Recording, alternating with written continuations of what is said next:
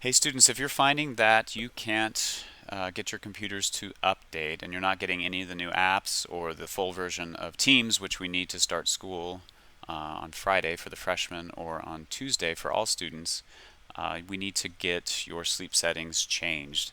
And the best way to do that is to come down here to the search bar, type in the word sleep,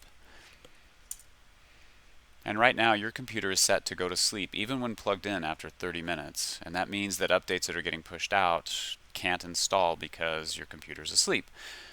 So what you want to do is click on that, scroll all the way down to never. If you don't see never, use the scroll bar to come all the way down.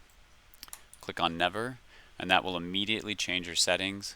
You can close out, and I would just recommend that you leave your computer running for a good 5 or 6 hours or overnight. And in the morning when you get up, restart the computer. You can do that down here in the start menu. Click on the power button and choose restart. And that will prompt an install of any pending updates as well as the full version of Teams.